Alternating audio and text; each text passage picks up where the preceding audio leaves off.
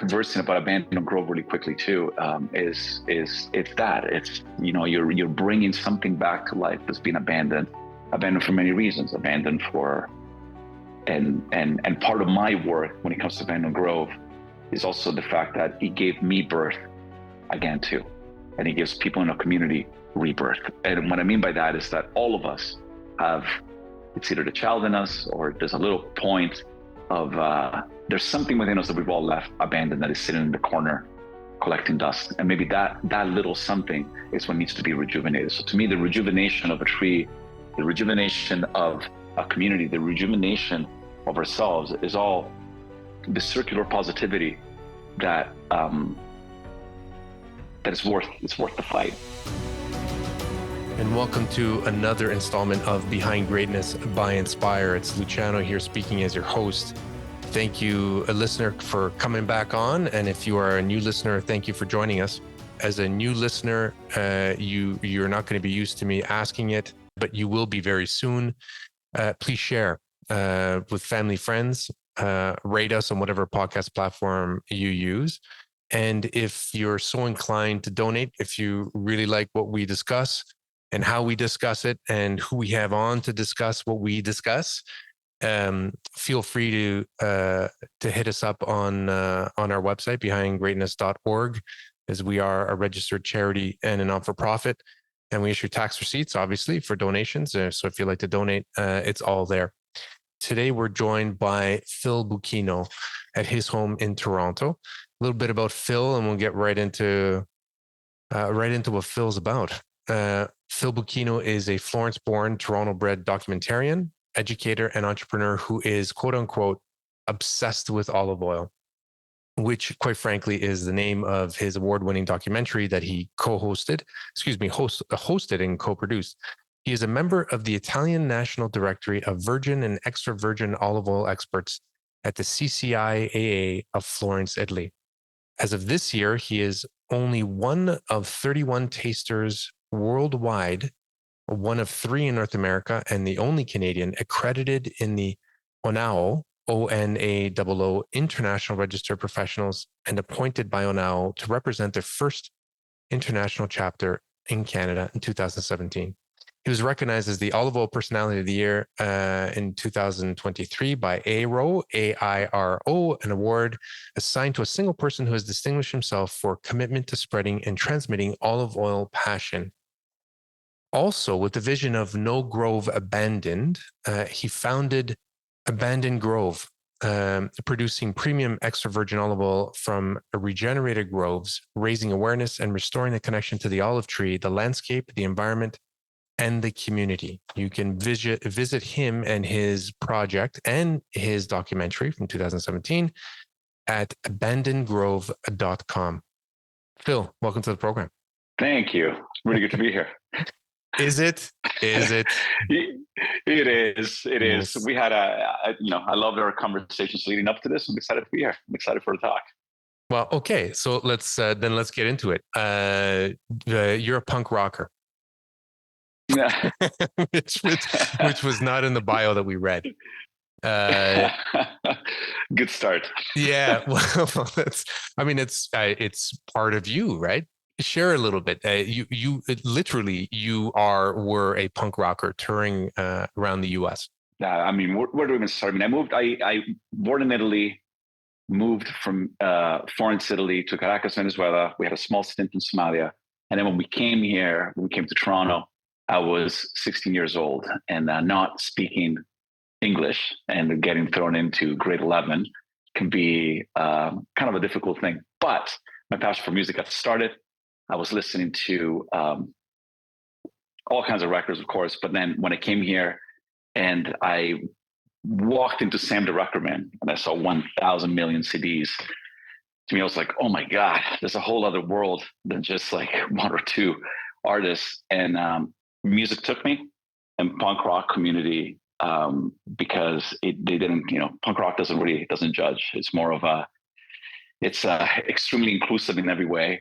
And it gave me an outlet. It gave me a home. It gave me, it allowed me to travel and to feel certain things. Obviously, you kind of feel a little bit of an outcast at the time. And I think when he came to punk music and the punk community, it was almost like it was a second home. So it just felt natural to be there. You're a teenager, kind of angry, so there was a lot of aggression, a lot of things that I kind of needed to get out of my system. So it checked all the boxes. Yeah. There's one thing that you said is playing in a punk band. You said in the punk community, quote unquote, anything goes. It's us versus them. And you said as an immigrant teenager, it took me in. Yeah, it gave me a home. I mean, when I think about music in general, not necessarily just punk rock, but punk rock at the time, especially, it was literally a very tight knit. It was a scene. It was almost like, we had friends. Obviously, this is pre-social media, so we're talking like 89, 90s and that was when I was younger, but into the early 2000s. And you connected from city to city, from punk scene to punk scene, right? Like it was just, promoters and other artists and everything. It was a complete and total reciprocal support system. So to me, it felt like home. It felt like, you expressing yourself through music and expressing yourself with people that are like-minded and open-minded. It was amazing for somebody that just came here and couldn't really speak English and be part of the normal things that people were doing grade 10 and 11. Like it was home. Just to add on a little bit to that story, because there's a grand mosaic behind there, and we won't go through it. I promise you. But your parents were both born in Italy, in different parts of Italy, but they met in Florence, and that's important because we're going to get back to Florence throughout this conversation. And then moved to Venezuela. And when you came to Toronto, you said Toronto allowed you to relearn Italian where you were living. And at the same time, it felt like when you were telling me this, that it was you were relearning it just because of the community that you were living in, but you wanted to also at the same time leave it. You didn't want to be there, and music was this outlet. Yes, yeah, 100%. I mean, I think there was. I mean, I don't know. I don't know if it's a weird.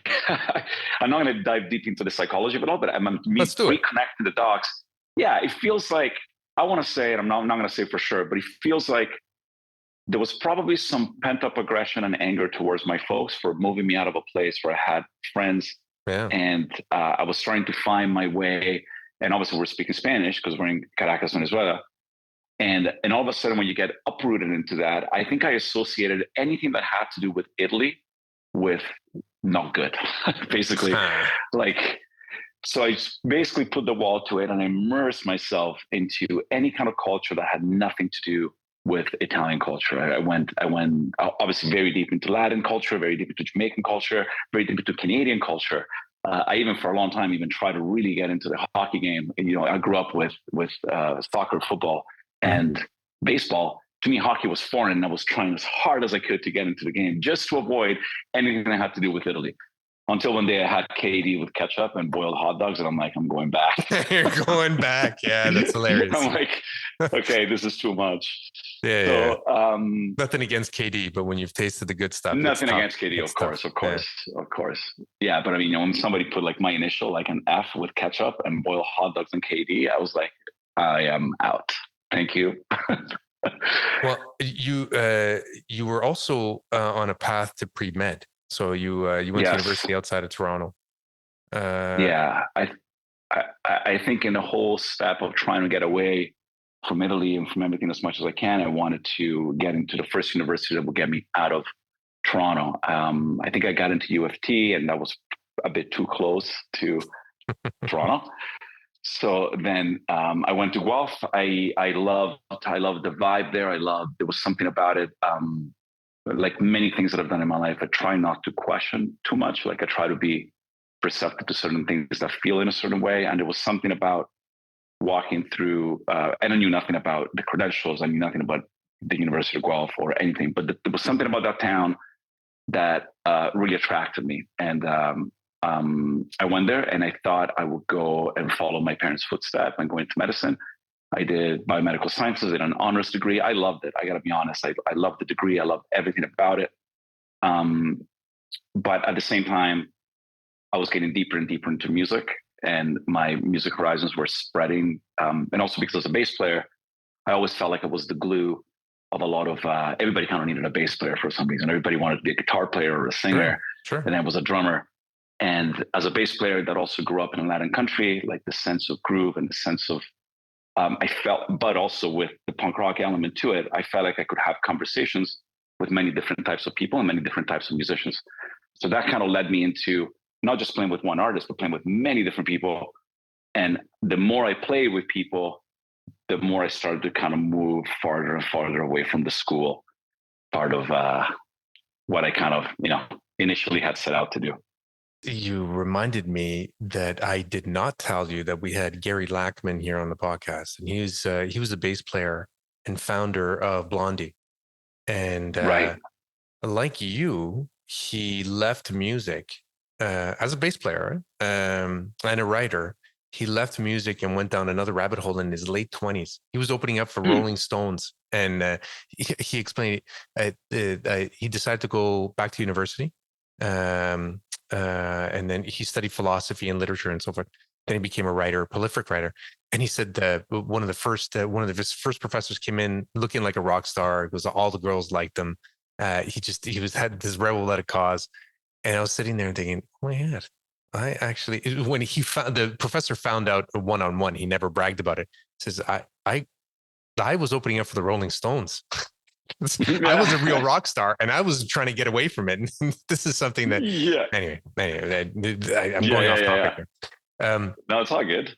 Yeah. Maybe we'll edit that out. I don't know. I get too excited about this stuff. So then you were signed to a label. You spent 10 years, 13 years. Your group was called Flashlight Brown. It's called Flashlight Brown. Originally Flashlight. And then we got once we moved into the States, there was an issue with obviously a Parliament Funkadelic band cover called Flashlight. So they're like, hey, dude, you got to change your name. And at the time, and again, coming from the punk world and coming from dealing with a lot of independent retail stores, having the alphabetical name was very, very, like the not losing your alphabetical placement was very important. Yeah. And then we thought we'd actually be finding another word Brown to it, which is in hindsight probably the worst name ever. So going back to music, because I want the listener to understand as well, kind of the metamorphosis, if I can call it that, or your transition. Yep. You did say that there's two things about music that you really liked, that you loved. I actually used the word loved. The one is when you were playing the music, the interaction with the crowd, that the music was your vehicle to interact with people. So it was like that type of music was the music that helped you fight against what you were angry with, but also at the same time, a vehicle to embrace people around you anyway. Yeah, I think the incredible thing about music is that it's a conversation, right? Like when you're playing in a band, or you're jamming with people that you don't know. It's an exchange of information. It's a communication. It's how well you're listening to the other person. It's like, and as a bass player, you always have to try to be a good listener, because you're kind of like, you're trying to be the glue. You're trying to be the middleman between, the upper register and the lower register, sorry, the rhythm section and the melody section. To me, it was always a conversation. There were some people that I couldn't talk to face, like we couldn't have a conversation. But as soon as we would start playing, you'd have that almost that intimate connection where you're really sharing incredible knowledge, information, I guess, if you will. But that then really becomes alive when you're playing it on the stage and you're sharing that with people that are not playing an instrument. So it's almost like you're together having a conversation with a crowd. And it's incredible how that crowd, or even the mood, there's almost like this reciprocal situation where it's hard to know if it's the chicken or the egg. Is it the crowd that's influencing the musicians, or the other way around, or at times a bit of both? But when that connection really happens between musicians and crowd, it's like you've climbed a mountain. That is one of those feelings that, a record can never reproduce that. It's that visceral experience that you're in the moment. And that's what I speaking for most musicians, I think that's what you live for. Like, that is the moment.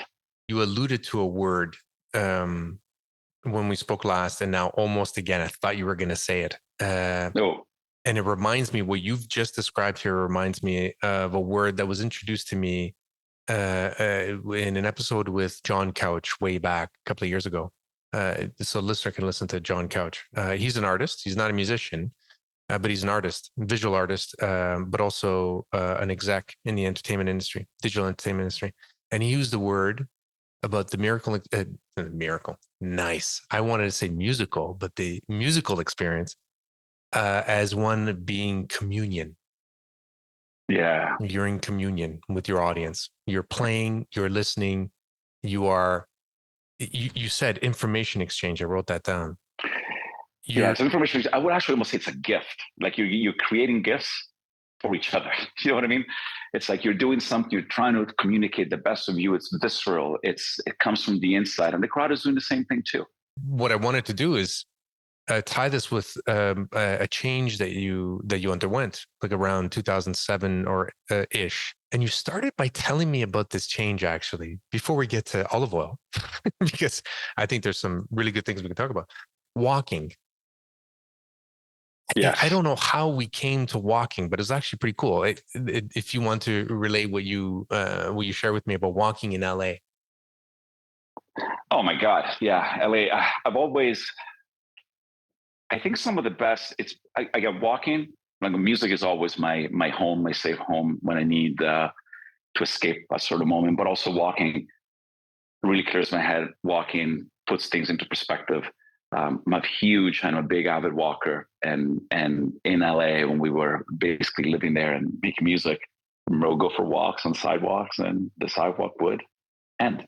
It was just highway, which I found it extremely bizarre. However, obviously, there's beautiful canyons and beautiful trails that you can do in LA and walk, but sometimes it felt like it was almost too much effort to do that. It was just sometimes I just want to get out and get on a sidewalk and just kind of start walking and seeing where it goes. And when the sidewalk would end, it was like, what? What is this? But it's walking is therapeutic. I find it. You started walking in Florence one day, and there was a difference. Yes, and I used to always walk. I'm trying to get as much as I can out of the day every day, and I would walk, and I would always consume music or consume podcasts. And then one day I did the opposite. I was in Florence, and I'm like, you know what? I'm actually feeling like, yeah, I'm walking, I am taking in information, but I feel like I am missing on all of the information and all of the beautiful things that are around me, or I'm just not being aware of my surroundings. And that could be walking in Florence, I could be walking in LA when the sidewalk is ending. And then I tried this different thing where I just shut everything off, and I just literally walked and tried to take in every single step, every single corner, every single motion, looking down, looking sideways, looking up. And it literally changed the way that I walk, to the point that now I find if I'm walking and I'm listening to music or podcast, it's almost distracting from really the purpose of that walk, if that makes any sense. Can I infer by this that walking in Florence is like your bass playing? How are we making that connection? Is it a glue to what you were going through, bringing past experience to future experience? Potentially, yeah. I think, yeah. I mean, future experience. I mean, olive oil is a glue too. so, I mean, that's true. when I think about cooking Mediterranean food, and I think olive oil is the glue. It connects things. It connects. I think I am really driven, really inspired by connectivity in things. If that makes any sense. Even while we were playing, I started a rehearsal space in Toronto called Decibel House. And the goal was, I just wanted to connect the music community that was rehearsing, meaning that we used to rehearse in places that were literally awful, almost inhumane, to kind of like, as far as the environment, the cleanliness, everything about it. And as a result, the community was connected on one side, but very disconnected.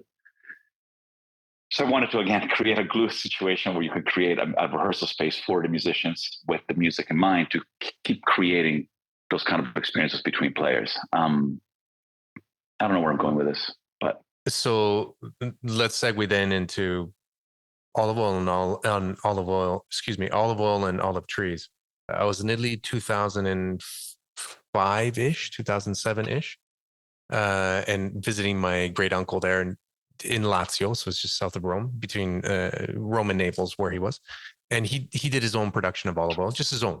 And when it was time for me to leave, go back home, Toronto, he bottled 12 bottles of oil and kind of makeshift bottles. And he put it in a bag for me to take. I was like, how can I take this? I can't put this in my luggage. It's going to ruin everything. So do the carry-on thing. So when I got to Toronto, I'm not sure if I told you the story, but when I got to Toronto, at customs, I had this carry-on bag that was leaking olive oil, but I was not going to get rid of this. If I was going to get rid of it, it's because a law enforcement official forced me, but I would cry Right. if I got rid of it. Because it's just freshly, it was November. He had just pressed it. And I get to I'm so embarrassed. I had this thing carrying, it's just soaked, like everybody knows. I got to the customs official, and he happened to be an Italian guy. Go figure. Got to like the only Italian guy in the lineup. And he looks down over my shoulder and he says, what do you got there? Olive oil? I said, yeah. He winked. He says, okay, go. With the whole trail of like, The whole trail. yeah. But there was something about that. There was something about that little exchange that I had with him. He doesn't know me. I don't know him. But he saw the olive oil and he understood something. What do you think he understood, if anything? So if we take a step back into music again, music, we have different scenes. Some people may like a type of music. Some people may not like a type of music. Music is tied to fashion, to way of living. And some people literally close their door to certain types of music.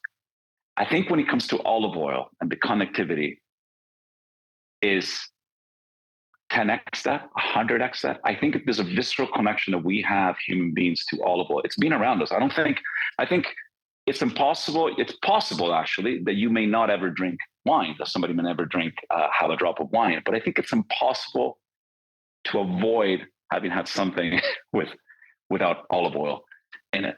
And then when I think about today and the work that I do today, again, I don't feel like I've even really changed jobs. I think I've transitioned, the passion transfer from one to the next, but the connectivity is the same. But it's even more so because olive oil has literally no borders, has no languages. It's the only thing where every religion basically agrees on it.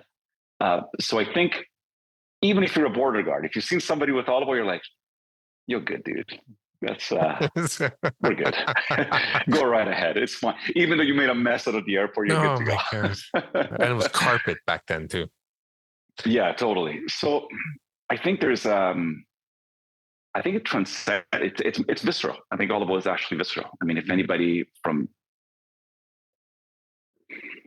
it really does connect people. I think about some of the connections and the meaningful relationships that I've developed over the past years, over the love and the connectivity and the power that olive oil has. It's pretty mind blowing. Very spiritual almost. Yeah.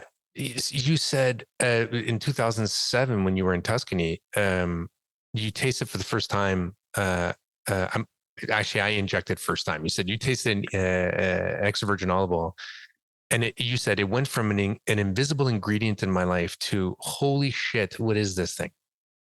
Yeah. Yeah. And I mean, think about it. I mean, we're all Italians. We grew up with olive oil. I always make the comparison of it's very difficult for people, especially from the Mediterranean area, because we're so accustomed to it that we take it for granted.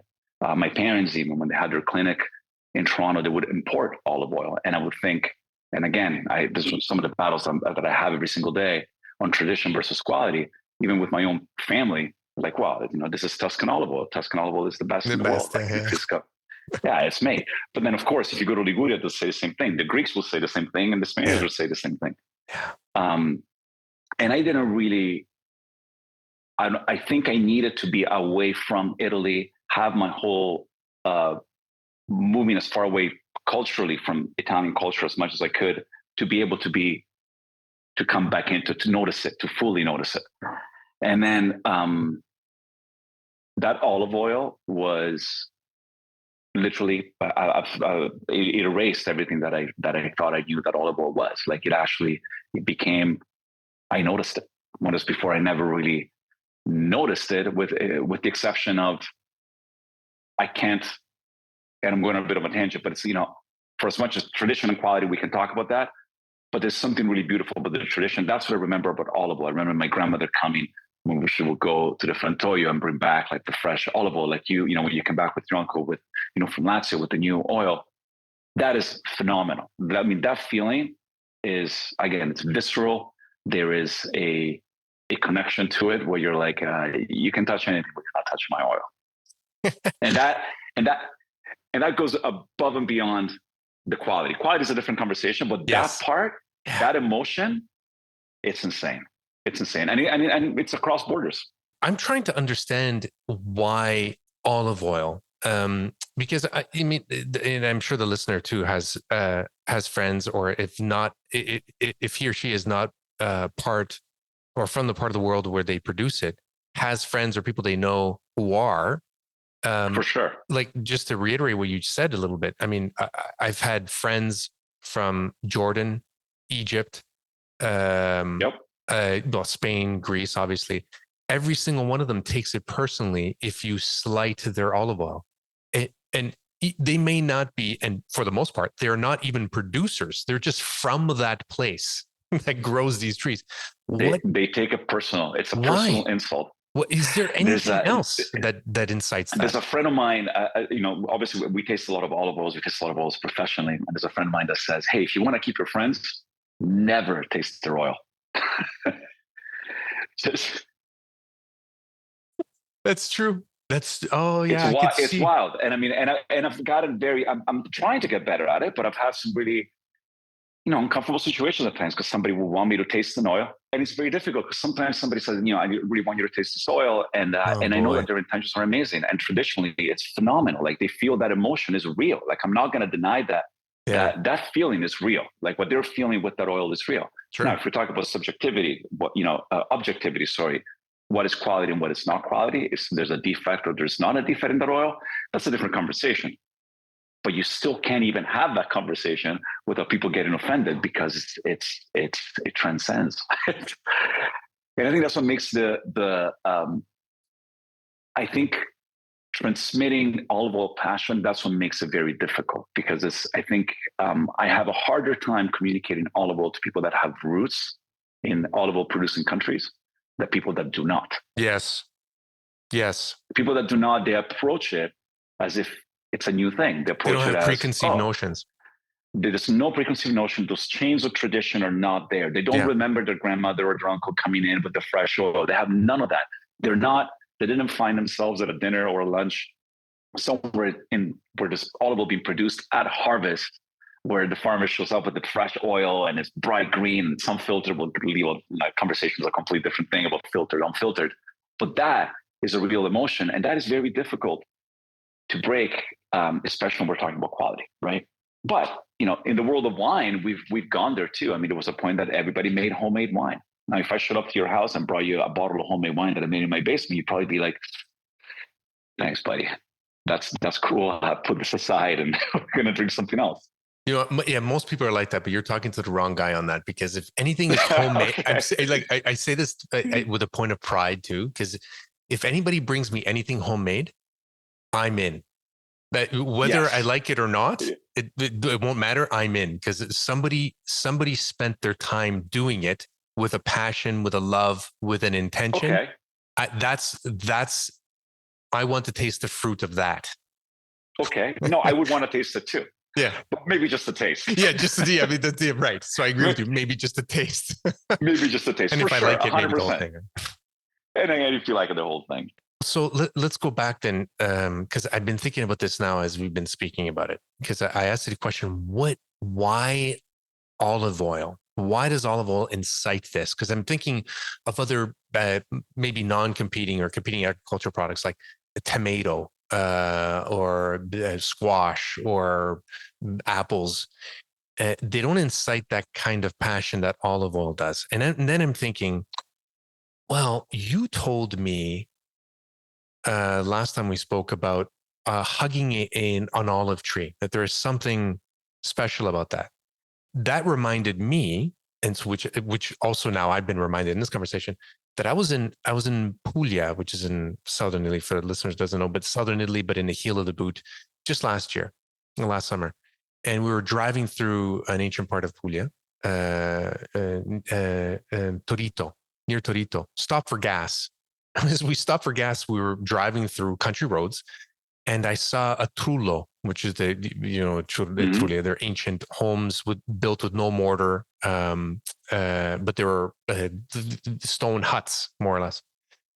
But in the middle of an olive grove. And this olive grove is huge. Like I couldn't see the proprietor, the farmhouse, nothing. So I walked onto the property. And as I walked onto the property to film and to take pictures of this trullo, I felt something very mystical being around those trees. It's very different, very, very different feeling being around that type of tree. That stuck with me. Hey, I agree. I mean, I don't think there's a feeling when you walk through a grove, and I can't really quantify it in any way, but it's almost that you feel like we don't feel like it's our grove. We feel like you're just a guardian for the next generation. You're trying to take care of that grove for the next generation. And I think that the people before us were doing the exact same thing. There's a nurturing thing that when you walk through a grove, you feel that nurturing, you feel there's an energy. Almost, I'm going to try to I'm going to screw this up completely, but sometimes I remember as a kid, I would be afraid to walk through a cemetery because you just feel like, oh, there's all this death and all ghosts and all I used to watch a lot of horror movies, but so it would kind of give me that sort of fear. The olive grove, it's almost the opposite. Like you can't find a single negative thing to even worry. Like it's almost like the birds are perfect. Like that. There's some insanity to it. But without getting into, I'm actually not sure where I'm going with it. But I think going back to the conversation that olive oil is visceral to us. It nurtures. It's nurtured communities. It's given us shelter. It's given us fuel. It's given us beauty. Like a beautiful grove is a very beautiful thing to look at.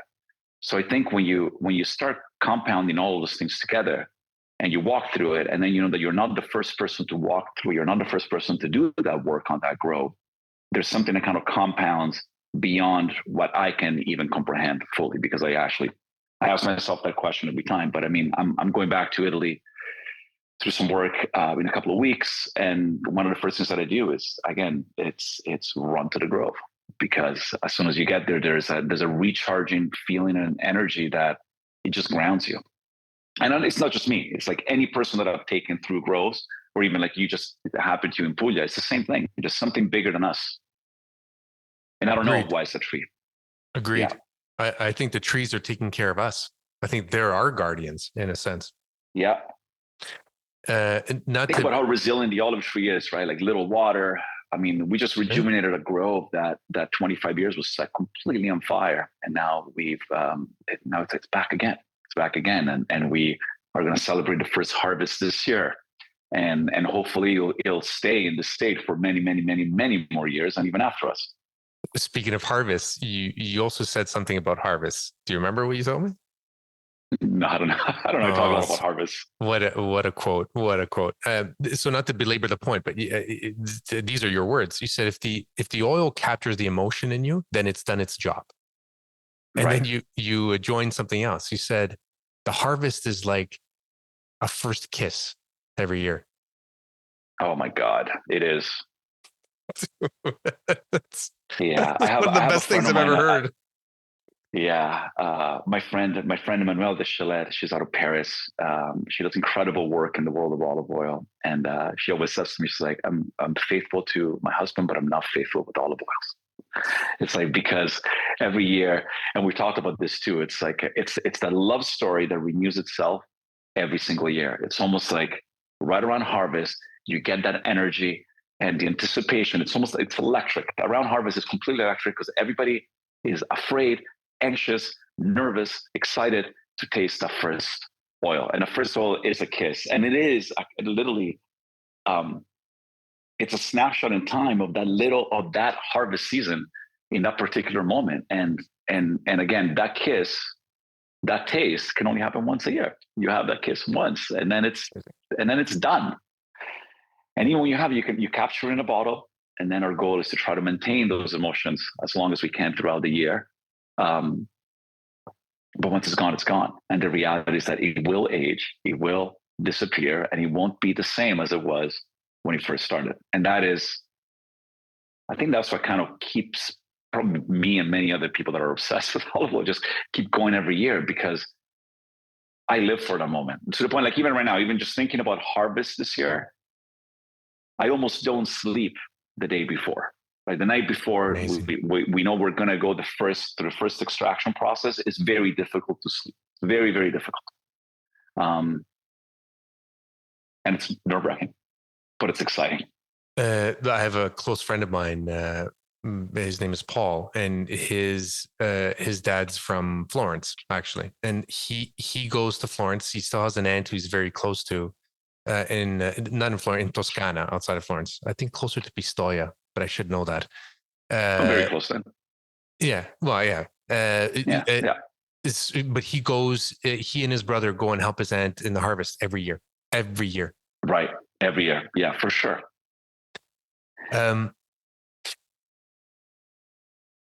Why are there only 31 of you in the world? 31 tasters. No, there are more. There's a lot of tasters. I mean, it's a complicated conversation. I think a lot of it is set up in the way that the different schools do their different things. Now, this particular school, now it's the oldest olive oil tasting school in the world, probably the most prestigious and most respected one. When I went through the course, it was a 4-year path. It was very long. And then past that, every year we still do, there's a meetup where you get reacquainted, you connect with other professional tasters, you taste a lot of olive oils, you get back into, what the industry is doing on a worldwide level. We always taste blindly. It's very brand agnostic, which is really what I love about it, because it's, I don't, for as much as we produce our own olive oil, I don't want to be influenced. And I'm going to go on a small tangent, but I mean, the color in olive oil means nothing. So when we taste professionally, we use this blue glasses to neutralize the color, because obviously the color of that olive oil will affect the way that you think about the olive oil. Yeah. And the exact same thing happens with the label. If I am looking at the label of a producer, whether I want to or not, if I know anything about that producer, I already am going to judge that oil the way I'm tasting it. That's why I love the blind tasting. But going back to the school, so then what they did is that they created an international register, basically saying, if you're up to date, to stay up to date, you have to do this meeting. So, I mean, in essence, there are more than 31 in the world. There's just, as of last year, it was 31 of us that were up to date with the ONAOO school. No, that's very modest of you. So we'll leave it at that. Why are you involved with Yale? We had really good friends with people that run the Yale Olive Oil Institute, and some of the work that Yale as a whole is doing when it comes to olive oil, when it comes to planetary health, when it comes to the connection, better eating and community, is groundbreaking. I mean, some of the work that Yale Hospitality and the Yale of Health, School of Health have done is just even to put it into perspective. The American consumption of olive oil is under 1 liter per person per year. When we think about Greece, you're looking at almost 30 liters. Like Italy, you're looking at 17, 20 liters per person. So the American consumption is under 1 liter. In the past few years, they've been able to, by introducing better food, by introducing really good olive oil, the olive oil consumption has increased 7-fold the American consumption. And that's basically by a study and through the passion of, a few individuals that have really been championing the world of olive oil. So last year, I got an invite to go down, and we did it's really cool. It was an ancient Greek revival where we went and found some old Greek recipes that were forgotten and brought them in and recreated them, paired them with olive oil. So we did a big olive oil tasting. There was Michael Selekis, Michelin star chef, that recreated the menu, and Yale Hospitality and the students and the kitchen that basically set up that dinner. It was phenomenal. And now we're doing a lot of work. The Yale Symposium happens every single year, and there is some, many conversations and many synergies when it comes to community health and planetary health as well too. We'll put links in the show notes to that symposium, right? That's an annual symposium. Is it always in the States or does it travel? Nope, it changes every year. The first one was in Greece. The second one, I think it was Spain. Yeah, the second one was in Spain. The third one was in Italy, and this year is in Portugal. It travels every single year. Beautiful. Yeah, it's phenomenal. Watching, and we'll put all the names exactly down as well too in the liner notes. Yeah, that'd be great. We'll do that. Watching your documentary, there are a couple of things that very simple messages from olive oil producers. One of them was is that olive oil is an ingredient, not a condiment. That's right. Which of course is a different philosophy, right? It's not something to dress or something to make prettier. 100%. Yep. And there was she's I forget where she's from, and I wrote down her name and I don't have it here in my notes. But she says something very poignant. Folks who have dinner parties, any of us who have a dinner party have no problem. She said it in euro, have no problem spending 20 euro on a bottle of wine, and 20 euro is a lot for a bottle of wine in Italy because the prices are much better in Italy than they are here in North America. 100%. Yeah, that's a really good bottle of wine. You go a long way with 20 euro. Yeah. No problem spending 20 euro on a bottle of wine that will last less than a night, but we'll think twice about, spending 20 euro on a bottle of olive oil that might last 2-3 weeks. That's right. Yeah. Different philosophy of thinking, I guess, that you're involved in. You're involved in changing. Yeah. Abandoning growth. Tell me a little bit more about that, because we didn't talk a lot about that the last time we chatted. I did that purposely because I want to learn here a little bit more.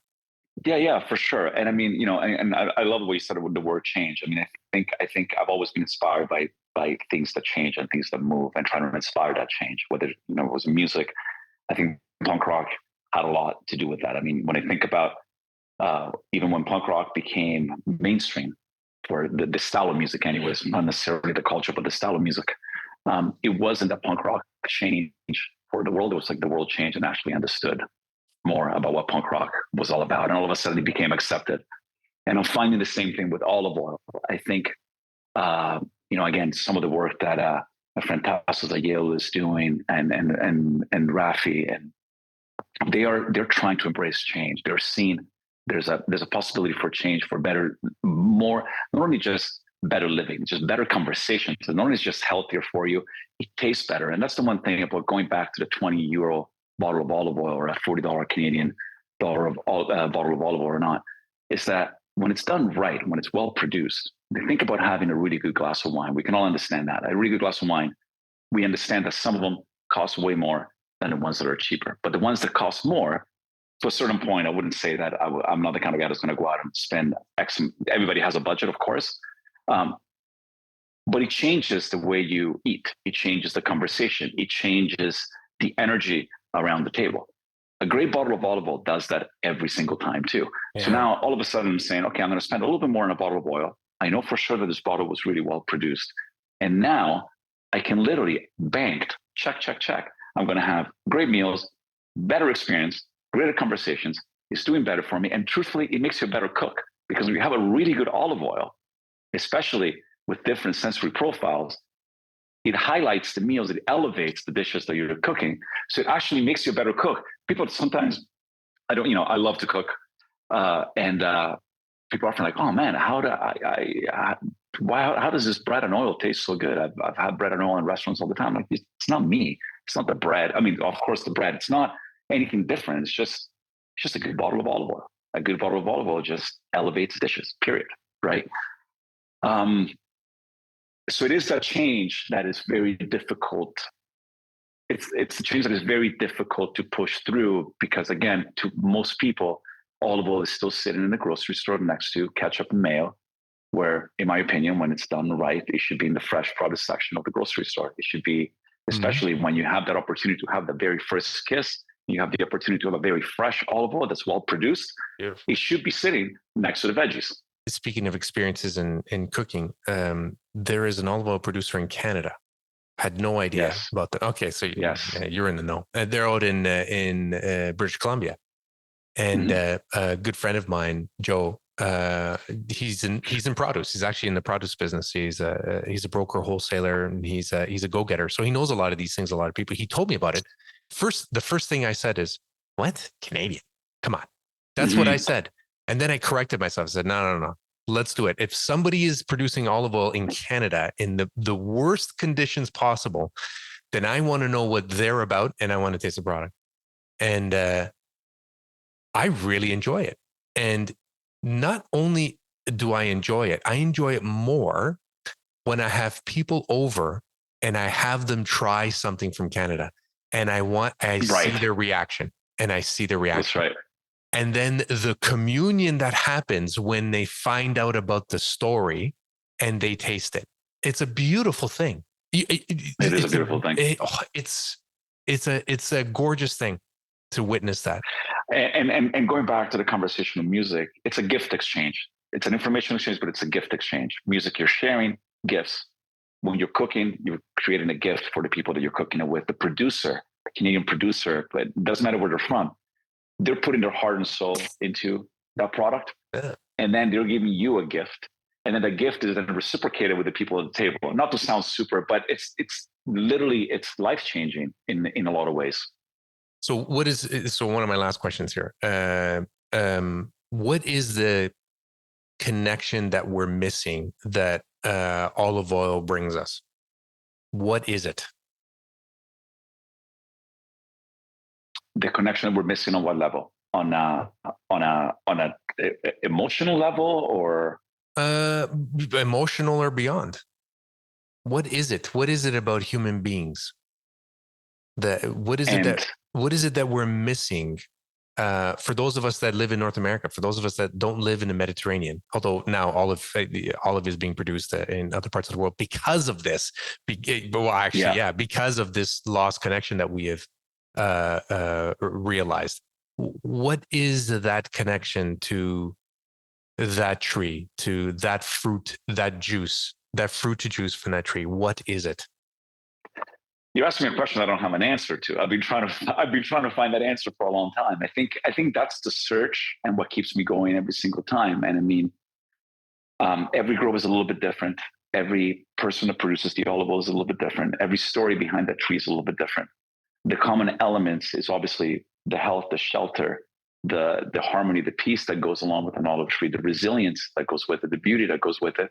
Those are common elements in every olive grove and every producer. That connection, to me, what I really love about it is that it's a snapshot in time. Think of it this way, and I made this reference in the past.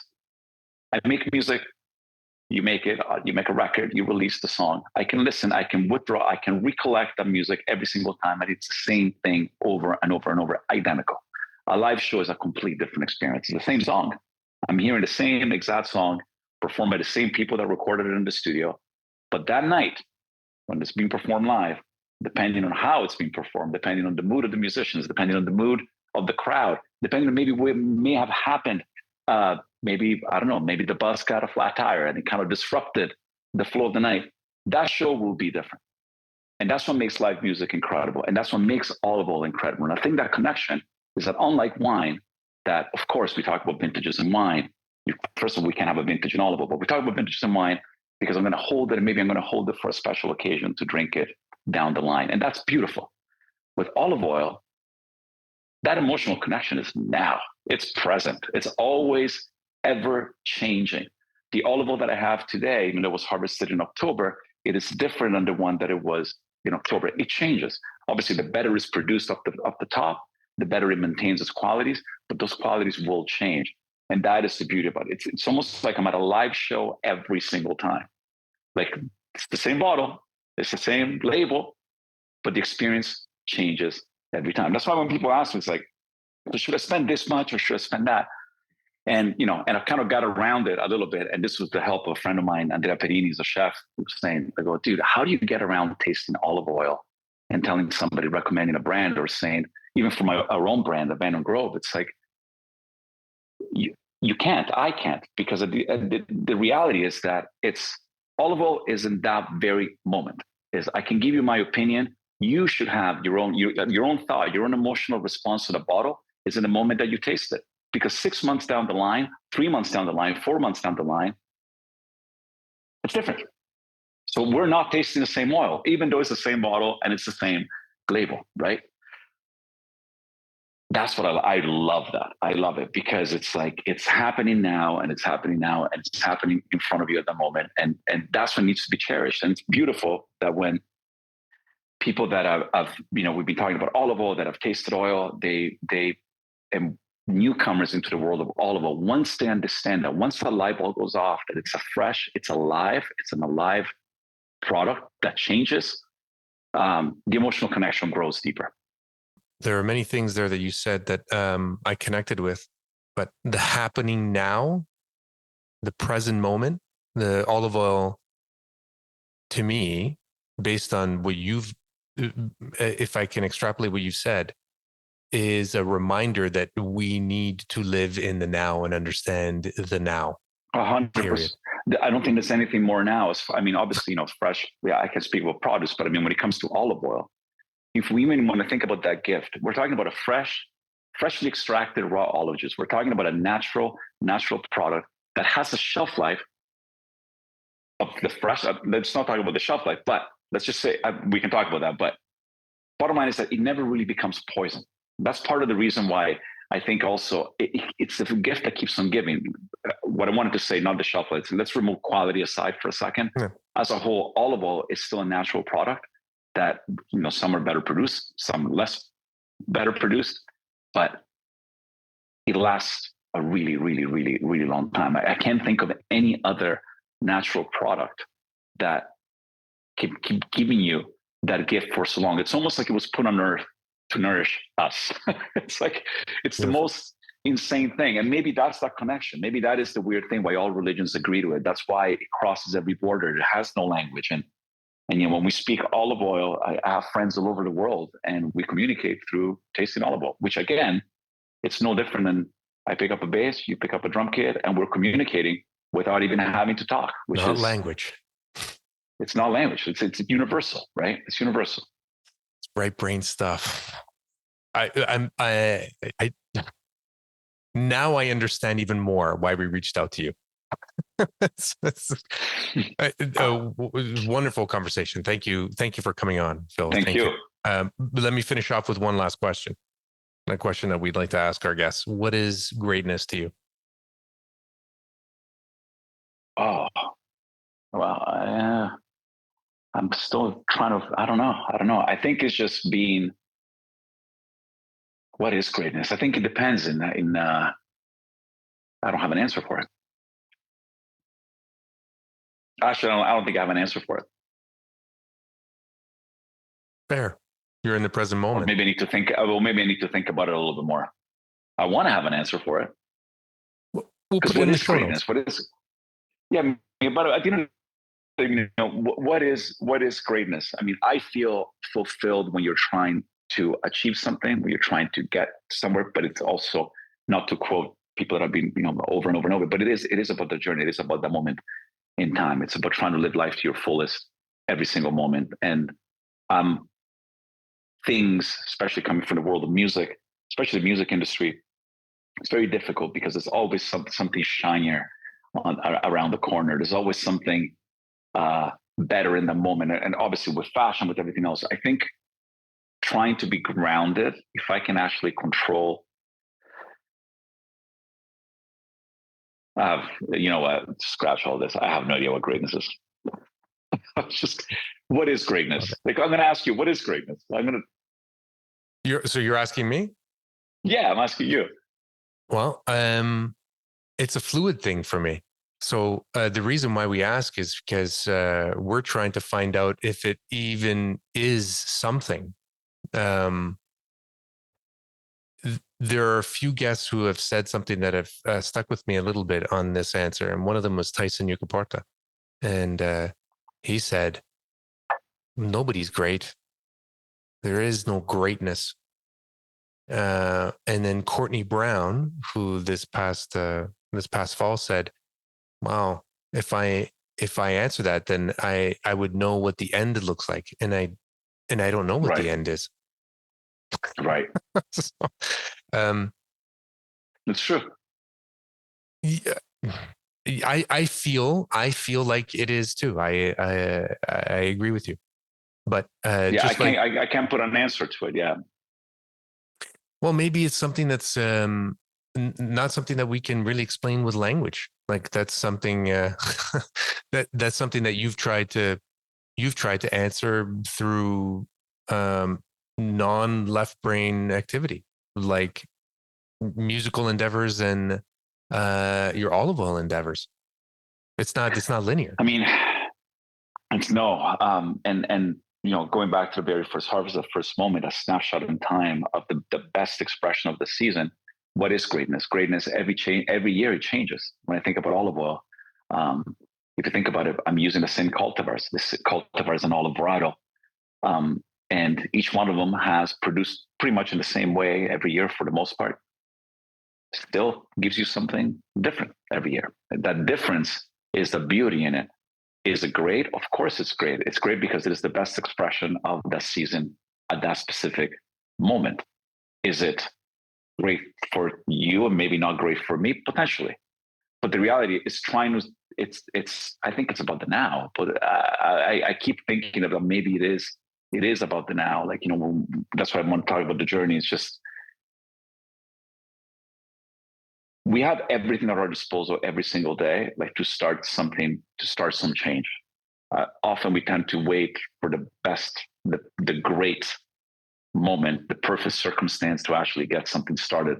But in reality, I don't think that ever comes. There's no greatness ever, because it's all about, like you said, it's fluid. Hopefully that answers it. I'm gonna be thinking about that a lot. Well, so you're welcome, because that's something we Yeah, think about thank a you. lot. No, thank you. No, thank you for that. Because I've actually, first of all, no, I've never heard that question being, nobody's ever asked me that question. And then the thought of it is, it's maybe you're right. Maybe, how do you know? Because if you know, maybe you've reached it. But then if you reached it, is that great? You're boring. So it's boring. It's done. And I think, conversing about abandoned grove really quickly too, is it's that it's, you're bringing something back to life that's been abandoned for many reasons, abandoned for, and part of my work when it comes to abandoned grove is also the fact that it gave me birth again too, and it gives people in a community rebirth. And what I mean by that is that all of us have, it's either the child in us, or there's a little point of there's something within us that we've all left abandoned, that is sitting in the corner collecting dust. And maybe that little something is what needs to be rejuvenated. So to me, the rejuvenation of a tree, the rejuvenation of a community, the rejuvenation of ourselves is all the circular positivity that that it's worth the fight. It's worth the fight. And we started our work in Tuscany, where about 60% of the Chianti is left abandoned, whether because it's expensive to produce olive oil, very expensive to produce olive oil, especially in Tuscany. Most of it is it's not irrigated. But a lot of people get into it with the right passion, but then they get into it with the wrong reasons. And the wrong reasons is, I want to create this massive olive oil company. And I'm not saying it's the wrong reasons. Everybody has their goals, but they learn very quickly that it's very expensive to compete with some of the prices that are out there. And a lot of people leave they abandon the grove. And when you abandon the grove, you have a ripple effect on nature. Invasive species come in, hydrological and fire risk, floods and fires that have been happening in Tuscany that never really used to happen, but also the ripple effects that happen on the community. So I think it's important, to me, part of my mission is to try to create and share those experiences, that aha moment that I had when it came to olive oil, and try to lure people to the grove. Because I think once people understand what's in a grove, the way it makes you feel, you see the faces of the people behind that olive oil, and you understand that the fruit juice that comes out every year, it is a little bit different every year. And that's what's beautiful about it. Not that it's the same thing every single year, that it tells the story of that one specific season, of these specific people. And then and when you know that it's done the right way, all of a sudden, like I'm just going to flat out and say it's impossible to go back. It's impossible to turn away and look at olive the same way. I can look at it the same way. I am profoundly in love with all of the producers that do hard things, and especially in Canada.